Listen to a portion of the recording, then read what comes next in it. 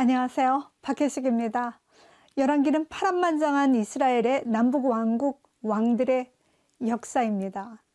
그러나 일어난 사건 그대로 기술한 단순한 역사서가 아니라 과거의 사건을 신학적으로 해석하고 이 역사 속에 하나님이 어떻게 활동하셨는지 경험적 역사 기술입니다. 열왕기는 하나님과 언약한 이스라엘이 왜 멸망당한 것인가, 무엇이 이스라엘을 망하게 했는가 하는 쓰라린 자기 성찰의 역사입니다. 열왕기 기자가 말하는 하나님 백성의 멸망의 길이 무엇인지를 알아보고 다시 우리의 믿음의 여정을 새롭게 하시기를 소망합니다. 열왕기 기록 시기는 바벨론의 포로 시대이며 바벨론에서 아마도 편집되었다고 추정되어집니다. 작가는 미상입니다. 원래는 한 권의 책이었는데 이제 70인역에서 두 권으로 나누었죠. 기록 목적은 왕국의 멸망의 원인을 다시 성찰하여 돌아갈 길을 찾기 위함입니다. 내용은 솔로몬 시대부터 시작해서 왕국이 남북으로 분열되고 이 분열 왕국의 40명의 왕들의 사건들과 남북 왕국의 멸망, 특별히 남방 유다의 포로 사건까지의 역사입니다. 시기는 주전 970년 솔로몬의 등극부터 시작해서 주전 560년 여호야킨 왕의 석방까지 410년 동안의 사건인데요.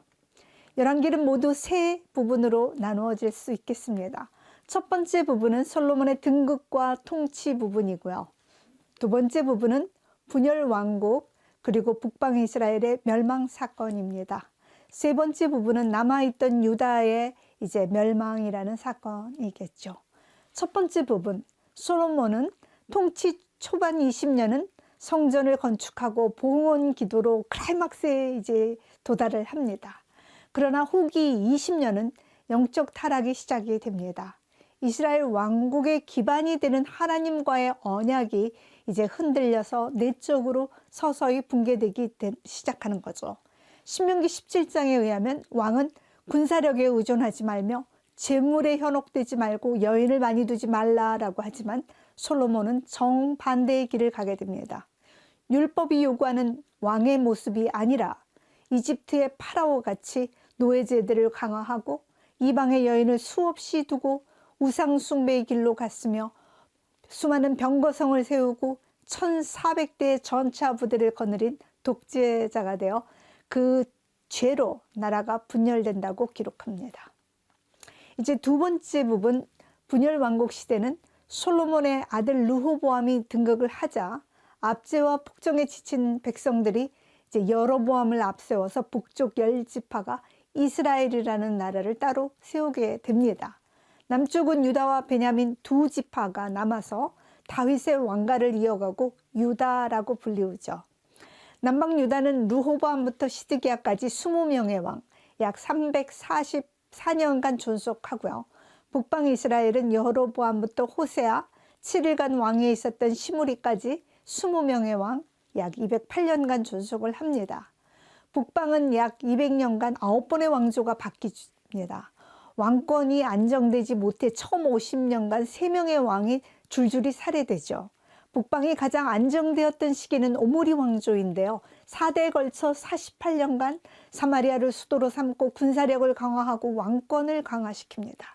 오므리의 아들 그 아합은 정치적 경제적으로 뛰어난 감각이 있어서 성공을 하죠.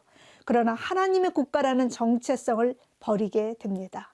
아내 이세벨과 함께 바알 숭배 앞장을 서고 세속적 폭렬을 위해 하나님의 정의와 공의와 인애의 법을 저버린 최악의 왕으로 기록이 됩니다. 아합의 집을 심판했던 예후 왕조는 5대에 걸쳐 80년간 통치하지만 그러나 바알 우상을 완전히 몰아내지 못했습니다. 극도의 위기 속에 위대한 선지자 엘리야와 엘리사의 눈부신 활약이 있었음에도 불구하고 결국 그들은 우상으로 쫓아가서 세상으로 달려나가는 이스라엘을 구하지 못하고 주전 722년 아수르에 의해 멸망당하고 이제 둘째 부분이 끝이 나게 됩니다. 마지막 셋째 부분은 홀로 남은 남방 유다에 아수르의 18만 5천 대군, 이제 사내립이 파도처럼 밀려오는데, 이때 남방 유다의 위대한 왕 히스기야 왕이 종교개혁을 단행하고 하나님과 언약을 굳게 하며 위기 속에 견뎌내게 됩니다. 이후 아수르는 이제 점점 쇠퇴해 가지만 메소포타미아의 새로운 주인으로 떠오른 바벨론이 유다를 압박을 하게 되죠.